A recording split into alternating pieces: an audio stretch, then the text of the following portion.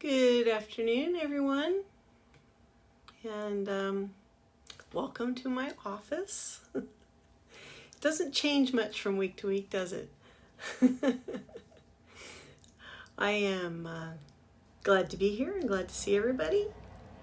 It is in Nashville, Tennessee, a little bit of a day without sunshine, and I'm not sure why that is, except I know that, there's a hurricane bearing down south of us, and I guess some of those bands of clouds have come to us. So anyway, it's a little cloudy here today, and so not gloomy, but a little cloudy.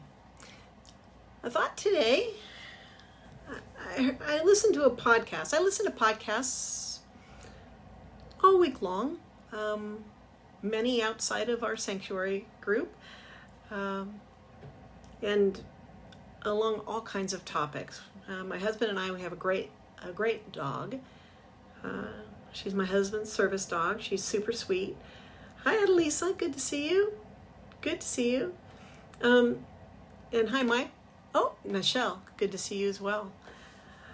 Anyway, our dog, she needs to experience exercise, and so we go for walks every day, and during my walk time, while I'm busily looking for skunks and other fun things that we might encounter, we definitely take time to listen to what other people have to say. And I listened to a podcast that was discussing essentially morality. It was a long discussion about a legal case in the state of New York, in the city of New York, that had to do with somebody being brutally attacked on a subway, and that individual feeling unprotected and eventually suing the city, the police. And the individuals preparing the story for podcast interjected their opinions along the way. The court had decided that police are not required to protect us, and that's a whole other interesting thing. And there are reasons for that decision, and I won't even say that they're not understandable reasons. What I didn't care for was, during the podcast, the opinions of the individuals preparing the story and discussing it, being very judgmental about the decision by the courts, and about the idea that we are required here in the United States to be protected by our police department. And I'm not really desiring to get into discussion about that particular thing. Hey, Charlie, good to see you, and Roger, and Darren, and Samuel, good to see all of you. That's a great discussion about what we can expect constitutionally from the police and other things. But what was very startling to my heart was the judgment about what police should be doing, and sort of finding them at fault as a group because of a single action of a couple of individuals, and indeed not even putting themselves in those individual police officers' shoes before they made judgment. By the end of the podcast, both parties admitted that they probably wouldn't have done anything either. There were good Samaritans involved, but I just thought, these are moral values. The Constitution, or governments, and our, not just the United States, but governmental policies across the world, they're based upon the belief system of the individuals who create those policies. And we can only expect that they would reflect the belief system of those individuals. And, our Constitution is the men who put this together were Christians. So I wanted to talk a little bit about the idea of objective moral values. Now, many great theologians have talked about this stuff, and rather than dig into it, theologically and drawing all sorts of biblical sites, what I want to talk about is just the basic concept of having an objective moral value.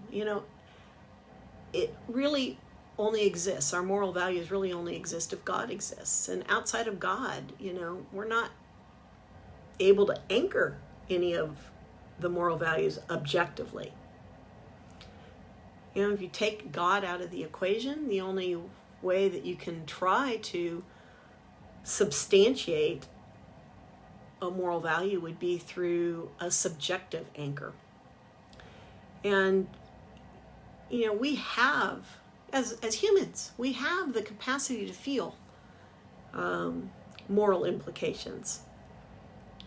And we can, with our imagination and with our creativity, we can think outside of the confines of what God has directed. And we individually, we make judgments according to the way we each individually view or interpret the world around us. So it's not so narrow as being just inside the state of Tennessee or inside the country of the United States or inside of Ireland or Iceland or South Africa or Australia or China or Nepal or Mexico, Guatemala, Colombia, wherever you're watching from. We don't have to agree with each other on what our judgments are, but we can recognize that there's a certain amount of ought to be, a certain amount of black and white versus gray. Gosh, we talk a lot about having tolerance and being able to be more gray than black and white, and not being judgmental and leaving that to the Lord and exercising the supernatural love that we should have for each other. But there are oughts. And, we have a certain amount of freedom with boundaries. And if we shun those boundaries, we usually do that because we decide they're going to deprive us of what we really want. And, freedom is not absolute. In order to coexist with each other, we really need to be able to know certain finite things that we can count on societally, wherever we live, so that we can feel safe as a people, not just individuals. So, moral boundaries. Hey, Todd, good to see you this afternoon. Moral boundaries, moral beliefs can either give us inner peace or can drive us a little crazy. And hey, Patrick, I'm glad to see you this afternoon. I think that the idea that we don't know right from wrong or don't want to have a right from wrong be decided for us is inherent in our flesh. Because God's already set forth for us some clear black and whites, right? Biblically, he's very specific about what's okay and what's not okay. And in the Old Testament, though we are, now of course forgiven, and there's no end to the amount of detail God gave us for how we might live a godly and righteous life. Things to help us be healthy in our physical bodies and healthy in our spiritual day-to-day existence and healthy in our mindset and societally to contribute the best we can to each other's lives in a loving and kind way and to not hurt each other. So I'm wondering if any of you have run into situations lately where you find yourself sort of walking a little bit of a tightrope. In the United States, what we consistently deal with is an effort to control our surroundings and what we want through legislation, as if creating a law or a policy that states what we want to be the outcome. If we do that somehow we are controlling that and can create that, and somehow we can mandate and enforce that people will do what we want. It is the ultimate in controlling behavior. You know, when we have people in our lives that try to control us like that, it's considered unhealthy. It's considered controlling. I mean, they even have psychological diagnoses for extreme attempts of control by individuals over other individuals. So the concept that a government would try to legislate or control things in that way when there are certain principles set forth that allow us a more generic and a larger world boundary. For instance, we shouldn't kill people. Do we need to legislate all the ways somebody could be killed? Or is it sufficient to just have laws that say we shouldn't kill each other?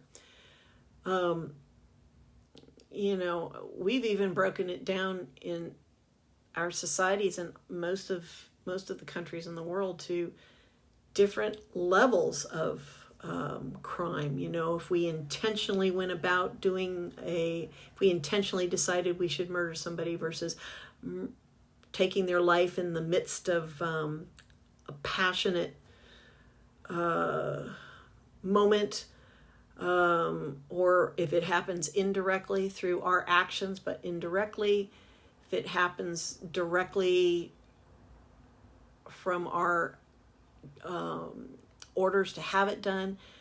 We go through all these different ways to evaluate whether or not we've done something wrong and how wrong it is. And we have, laws to say what our consequences are for those things. But what about the simpler things? And they're not really simple. What about gossiping?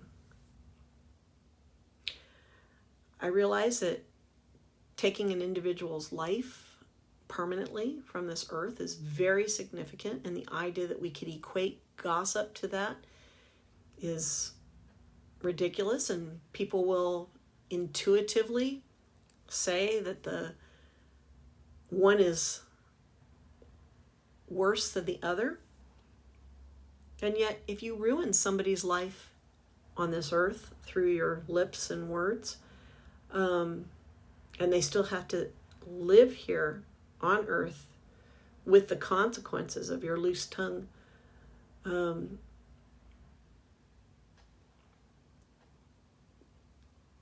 that's a very bad thing. If they go home to be with Jesus, it's one thing. If they have to sit here and endure consequences of other people's ill actions, that's a very bad thing. So I'm just curious as to whether or not, hi Ruth Ann, I'm glad to see you this afternoon, whether or not you think when you read the Gospels, when you read Matthew, Mark, Luke, and John, and you experience, hopefully while you're reading that, God's grace for us, there's a terminology for that, efficacious grace or efficacious power, essentially the irresistible grace, irresistible power, the drawing of the Lord to us with no ability on our part to attain that, because it's a gift and there's nothing we can do to earn it. All we can do is accept it. And that call of Jesus is a large invitation to trust and freedom and to live in the bounty of the relationship with Jesus and with God.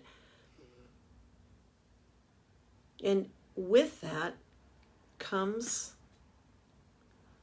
objective moral standards.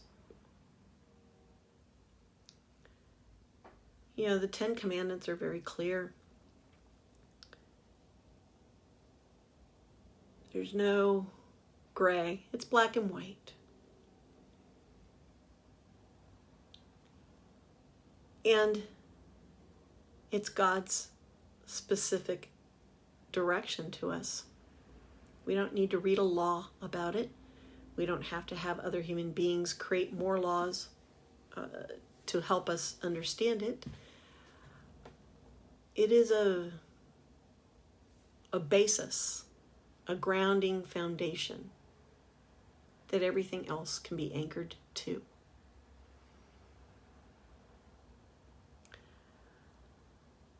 When I listened to that podcast, as I mentioned at the top of the hour, I and heard people making judgment about other people's actions or lack of actions, having a person being attacked, and according to the podcasting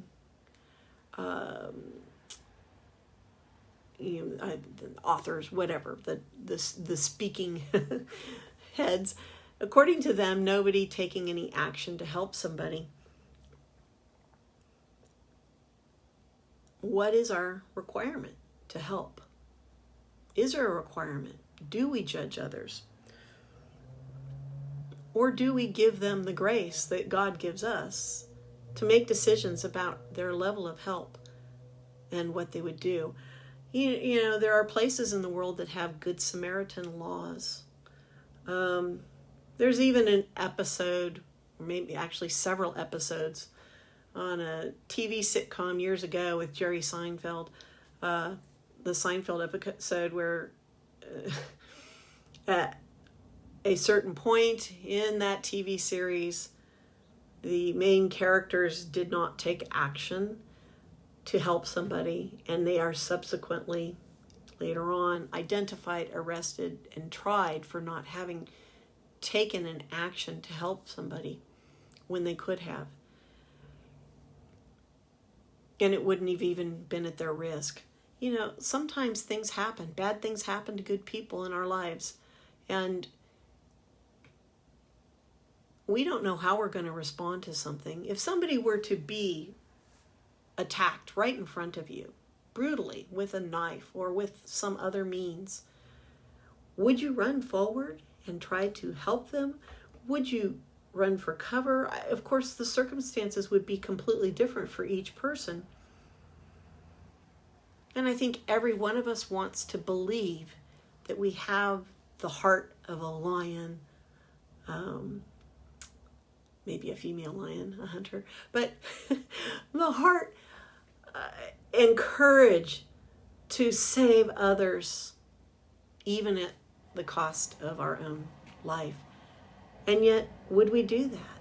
And what would the circumstances be? What if you had children with you, your own children, and you need to protect them, or a loved one, or who knows what the circumstances would be? It's so difficult now in social media, including podcasting and Facebook and Twitter and Instagram, and there's more that I'm not mentioning, where in 140 characters or less, or way longer diatribe on Facebook, people are so effusive with their opinions about how we should comport ourselves under dire circumstances. And I'm asking you today to take a look at your own moral code, your moral beliefs. Where are you anchored?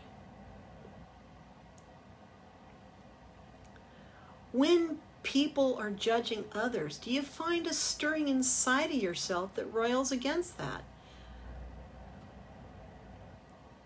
I rolled through my own Facebook page the other day. I have so many friends right now that are getting off Facebook because there's just too much politics on it. I avoid that. It's not because I don't have a political understanding or beliefs. It's not because I'm not willing to share them. It's just not worth it to me to throw it up onto Facebook for the sake of inciting others. The only real conversations we can have that are Socratic and meaningful are the ones where we have relationship. And Facebook is a shallow relationship place. And I don't mean that we can't be friends and we can't develop deeper relationships, but overall, no one of us has got deep and meaningful relationships with 600 people or 1,000 people. We know so many people throughout a lifetime, and now we're able to stay in touch with them a little better with these means. But having meaningful discussions where we've done life with each other, and so we know each other's core and foundations and where we're coming from, so that we don't have to be so exacting with our words because we're understood at our nature by others who have spent the time to get to know us. Just throwing things up on Facebook, for what purpose? What purpose does that serve? Beautiful pictures, God's word, yes. Maybe some sort of insightful moment you've had in your own experience reading the word or in life. Hey, Scott Herring, I'm glad to see you this afternoon. And I'm guessing that might be Chris. I'm glad to see you. These things are so worthy of sharing. Or a great experience about something that's going on in your life. But throwing things up just for the sake of sharing a political perspective or a religious perspective that you know will be unpopular,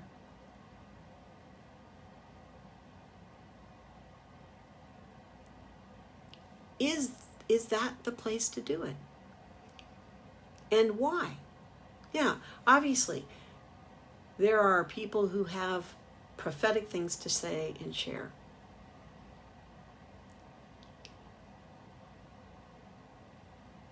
And it's important for us to feel free to share those things.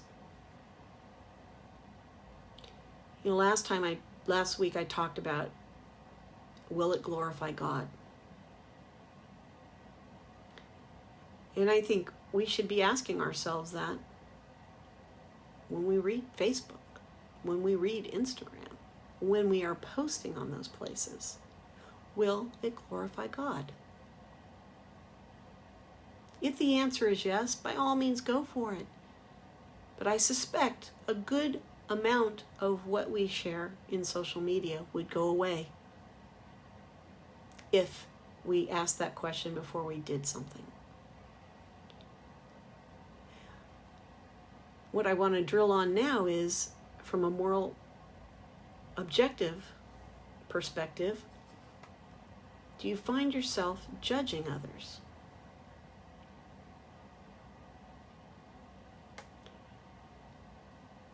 I'm asking myself now, when I log in and I'm reading something, is reading this glorifying God? Is this something that's edifying Him? Do I need to know this? Is it important? I don't need to judge that for the other person, just myself. It only really matters if it's going to glorify God. And I can only really decide that for myself.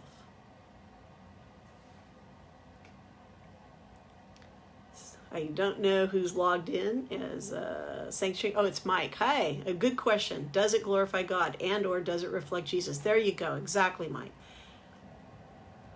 So I don't know how many of you listen to podcasts as a regular part of your day. I have a hugely curious mind, and it goes crazy places, and I can't get enough of listening to other people share things because it helps me know how people think besides myself. I am so limited, and my brain is so limited. Being able to put myself in other people's shoes is 100% dependent upon me being able to absorb information from other people. And listening to podcasts is a great way to do that. You know, we talked many weeks ago about reading books, not just the Bible, but books by other people. It could be biographies, autobiographies, history, historical fiction, mysteries, whatever it is. You know, when you're reading the words that somebody else has penned to paper, what you're learning is a different way to think, a way that's not yours. And yes, many of us can have similar ways of thinking and similar ways of processing, but they're not identical. And there's nothing like absorbing a different approach to a problem or a different approach to a solution. And reading is a great way to absorb that information. You know, in the end, what it comes down to, of course, is Jesus crucified himself. He was crucified. And we are asked to crucify ourselves.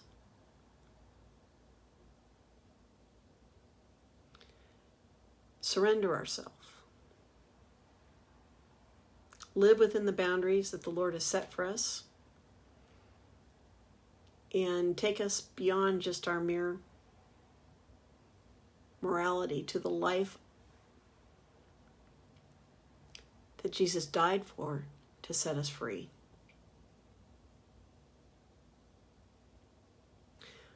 You know, only when we're at peace with God can we be at peace with ourselves. It's not really an option. It's sort of a requirement. And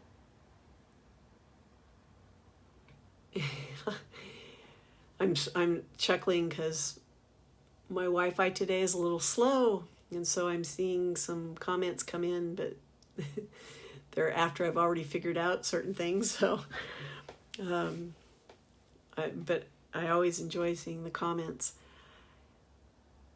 You know, the Christian message,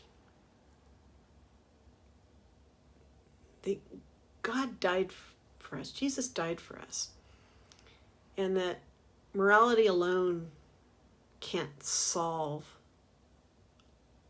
our humanity.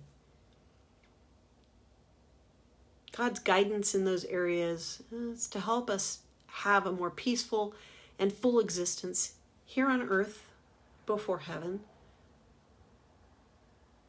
But Jesus is the answer, not our idea of objective morality, not our interpretation of that. Jesus is the answer. We need moral beliefs, and they do need to be founded, anchored in God.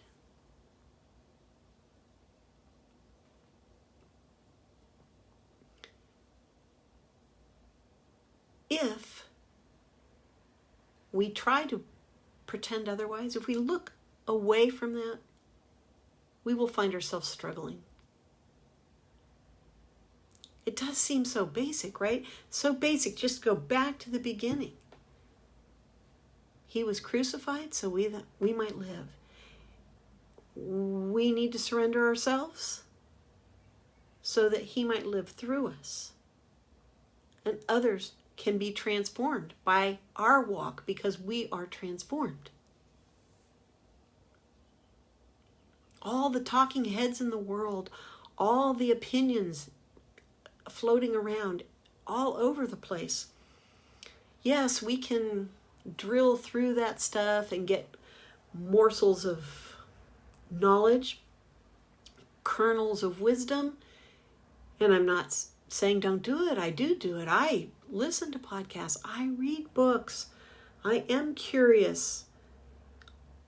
And yet I am still befuddled on a daily basis as to how far we are sliding away from the basics of his love and his guidance.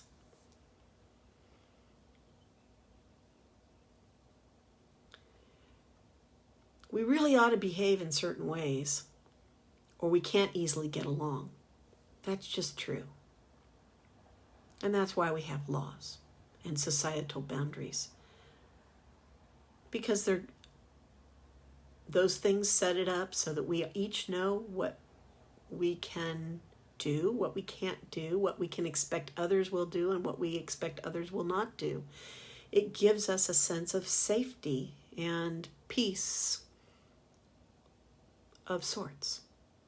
And most people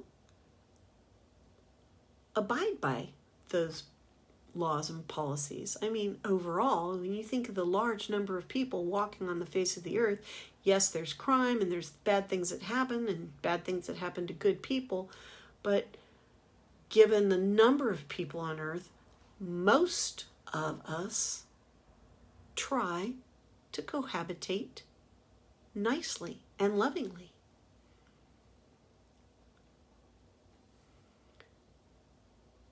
So it brings me to the concept that probably the single greatest obstacle to the impact of the gospel, it's not its inability to provide answers. No. It's really the failure on my part, on your part, on all of our parts to live it out. The failure on us as a community, all of our brothers and sisters, to live it out.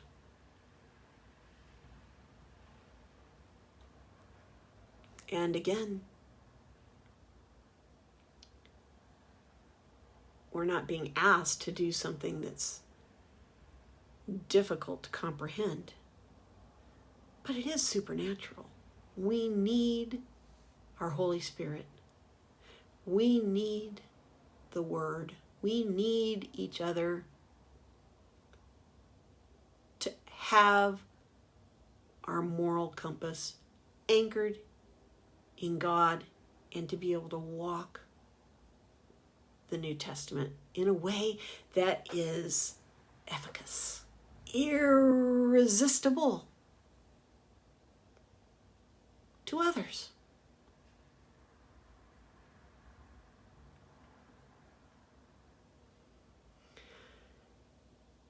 It's with such deep sadness and grief today that I recognize the number of natural disasters happening around the globe. Many happening within this week to places that have been ravaged in the weeks and months immediately preceding.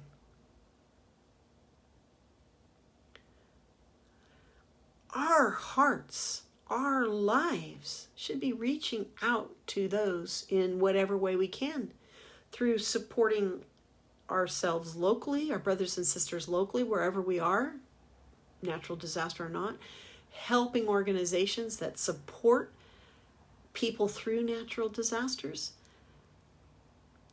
We should be pulling together instead of focusing on the divisiveness of our political opinions or our denominational beliefs or our religious differences, we should be pulling together. But for the grace of God, this could be you. It could be me in the face of these things that are happening. And despite natural disasters, there are plenty of things going on in my life, in your life, in all of our lives that are still big ticket items. People in our lives that have passed away. And while the rest of the world is rotating on, we're stuck trying to figure it out, how to move forward with the loss of that person in our lives. Perhaps we've lost a job. Perhaps we've been assaulted or had something bad happen to us.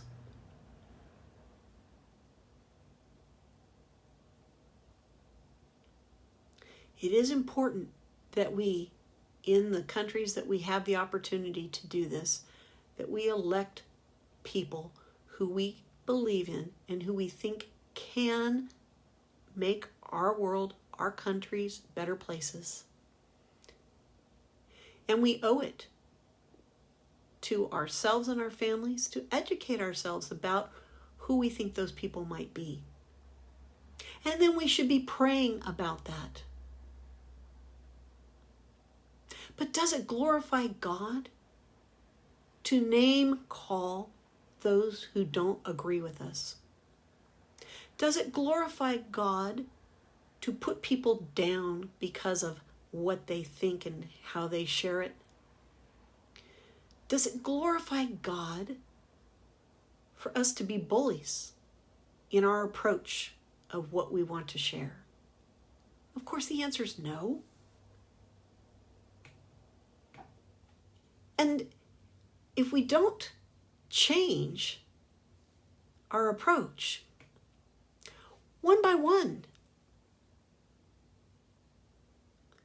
it won't change.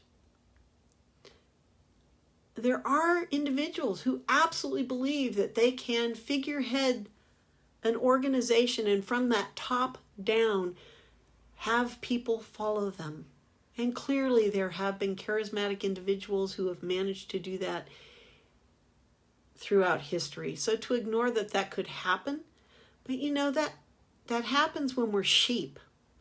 And it doesn't mean that good things can't happen from it, but when we're sheep, and we are sheep, and we don't take the time to use the amazing brain that God's given us to figure out what would be the best choice and why it would be the best choice in our opinion, that's what matters. We change minds one person at a time, including our own. In this last 30 days, have you learned anything new? In this last 30 days, was there something that 30 days ago you either did not know or you thought it was the truth and now you know that something else is the truth? Or, as in my case, it's more often what I thought was the truth. I drill in some more and I find out that there's a deeper truth or a more important subset of something that changes an approach.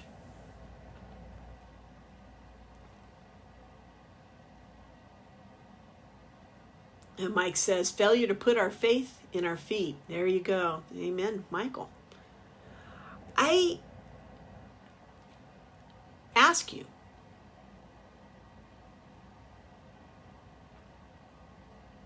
as we move forward here in the U.S.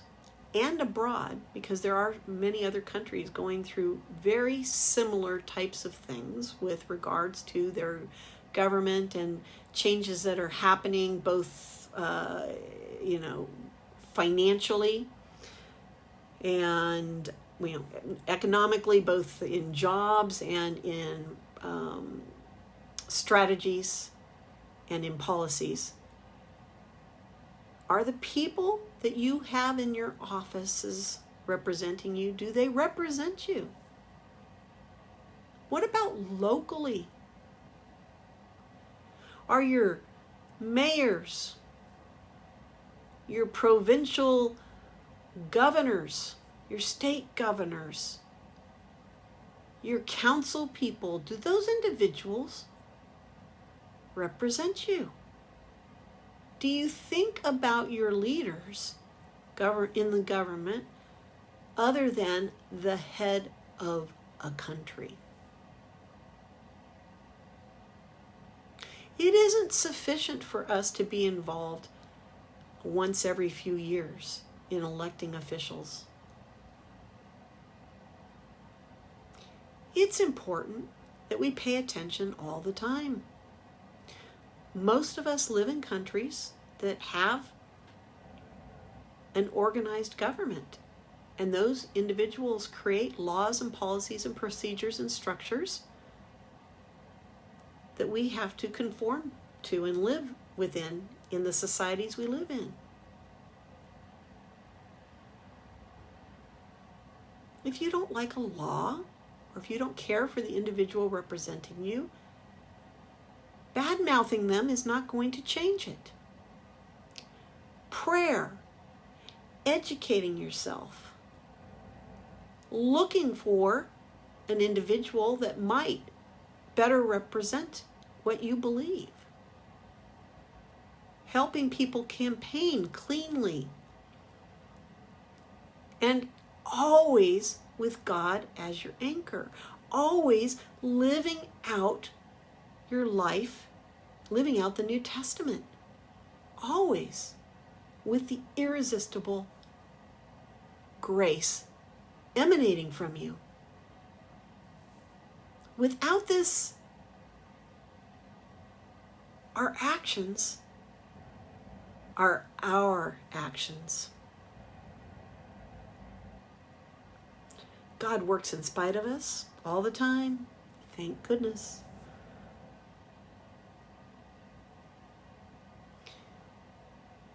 We have so many different things going on around the world. We have lots of conversations about racism, whether it be people of color, and now we separate that out even further, indigenous people, and then people who have been maybe replaced in their geographic location, the leadership over decades, centuries, millennium. You can go back a long way. We get caught up. We want to go back a couple hundred years. If you want to go backwards and learn from history, that's fabulous. If you want to go backwards and try to make sense out of it or try to exact justice, that doesn't make any sense. We cannot unring a bell that has been rung. We can only go forward and either ring a bell if it needs to be rung or stop it from ringing. We can't undo the past.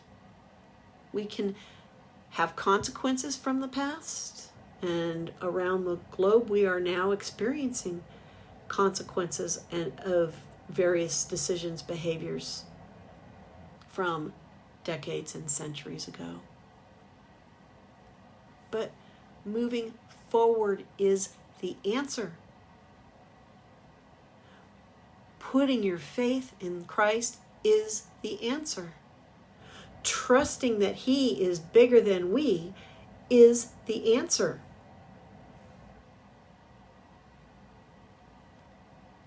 Hey, Scotty, I'm glad to see you this afternoon. The single greatest obstacle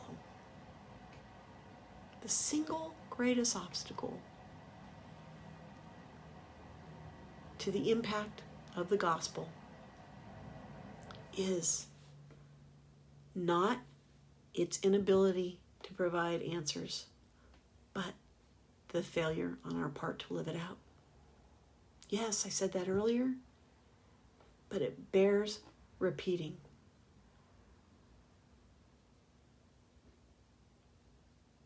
We like to make things harder. I'm not really sure why. Pastor Bob and I have this discussion a lot. We humans, we just really enjoy. We feel challenged to make things more difficult, to think of ways for us to get caught up in our own stuff instead of just adhering to the simple direction of God.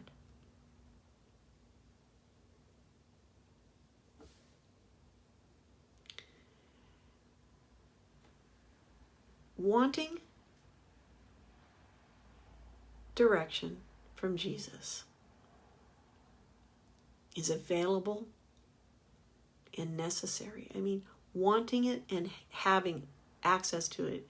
Wanting it is necessary, and having access to it. It's the very essence of what we need every single day. Going to bed, does it glorify God? Getting up, does it glorify God? Is this what God wants me to do? Is this what God would have me to do? Am I reading this because He wants me to? Am I saying this because He wants me to? It bears repeating until it is at its core inside of our head. You know, those little, you can get a tune stuck inside of your head. Earworms is a slang term for it.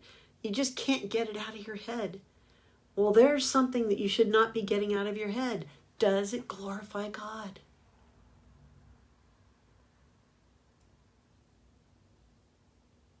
Sharing God's beauty with the world is amazing, and it does glorify Him. Loving somebody unconditionally, it's amazing, and it glorifies Him. Helping others when they are beyond helping themselves, it glorifies Him. Being there for each other, spiritually, supporting each other in prayer, it glorifies Him.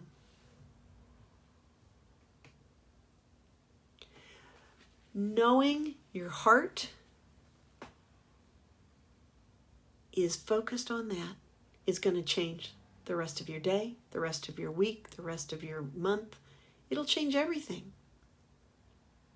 And if you find yourself feeling riled up when you're on social media or watching television or the news or you hear something, the default should be, is this glorifying God? Is my getting riled up glorifying God?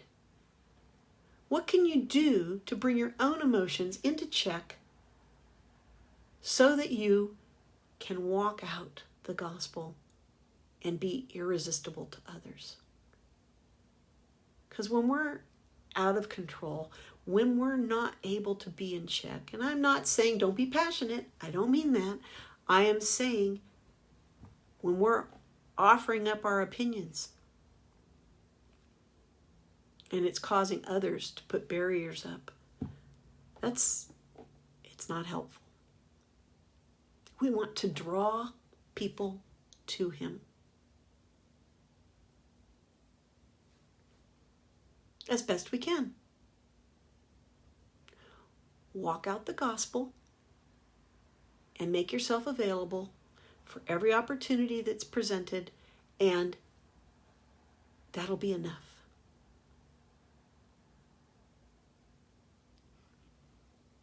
I have some friends who say, well, what if I miss an opportunity? Oh, it's okay. God's got you. God's got that. You're going to miss opportunities. I'm going to miss opportunities. I'm not always going to be focused. It's okay. He's got that. And being vulnerable and transparent about our lives in that way makes our humanness more relatable for other people. That we can be transparent about our mistakes, our failures. And you don't have success without failure. It's just not possible. And I'm not talking about success being defined as monetary gain or things like that. I'm just saying at whatever you do, something as simple as reading the Word every day, you're not going to read it every day. That's okay. The next day you'll read it. It's okay.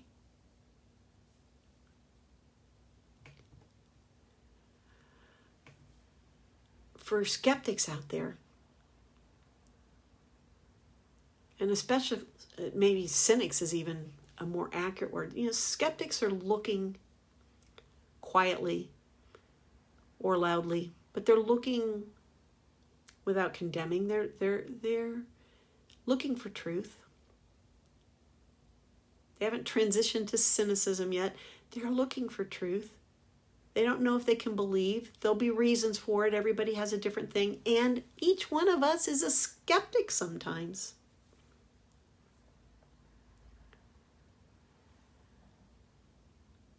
We need that anchor, that moral compass anchored in God's foundational directives to us. We need that. Without Him, they don't exist. We only have our subjective answers. And we haven't really discussed this much, but in truth, the subjective answers erode over time. What does that mean? Well, it means that without having God as the foundation, what we think changes over time. There's no absolute without Him, and therefore we can't count. We can't count on truth being a truth. We have that discussion a lot these days. Is a truth a truth? Oh, that's your truth, and that's somehow different from facts. So clearly necessary for us to have a good, solid, secure foundation that we can count on. Hey, Dan, good to see you this afternoon.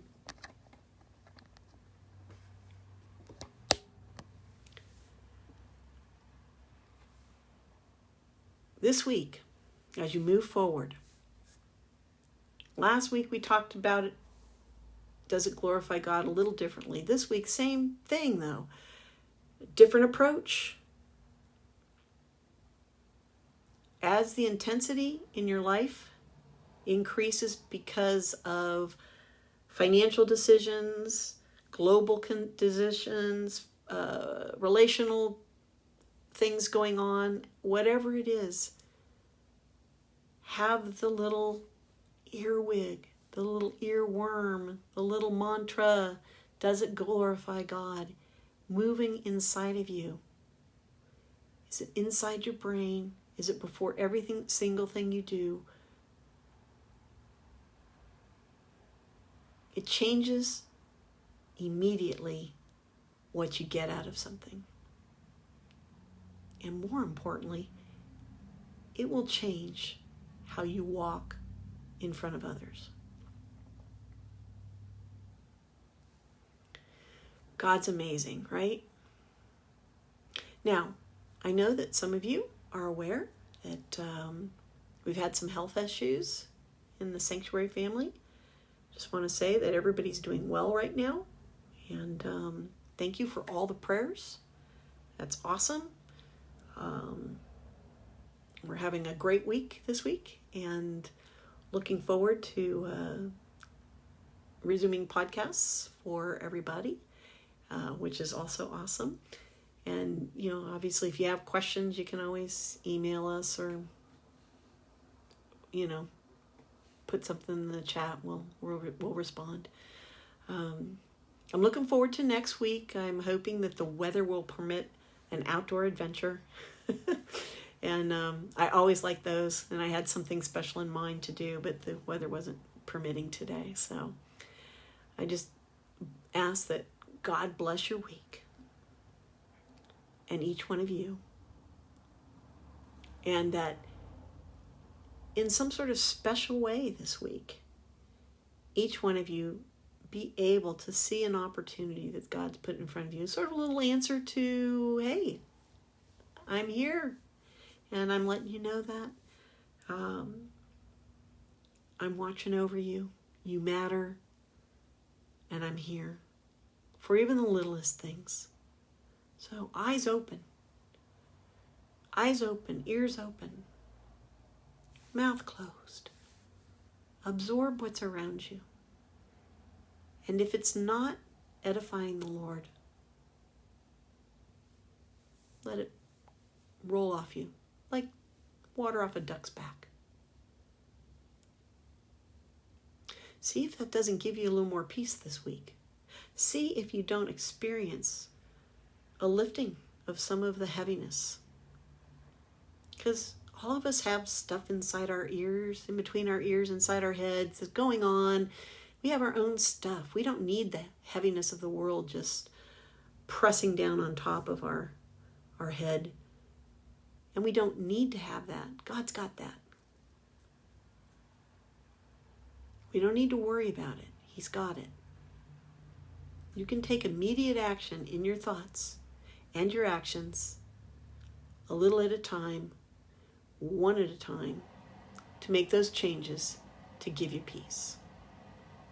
So let's do that this week, all of us. Lord, I just ask so much that you bless everybody watching today and everybody that watches in the future. You know right where we are in this very moment, and you are going to answer our prayer, that we have opportunities that we cannot avoid noticing. You are so interested in our lives at the most infinitesimally small level. And we don't always want to believe that, but it's true. Your word tells us it's true. Your actions tells us it's true. Thank you for being there. Thank you for loving us. Thank you for saving us. And let us help edify you this week in every way we can, at every opportunity. May we bless you, Lord, and bring you the worship and glory you deserve. Bye, everybody.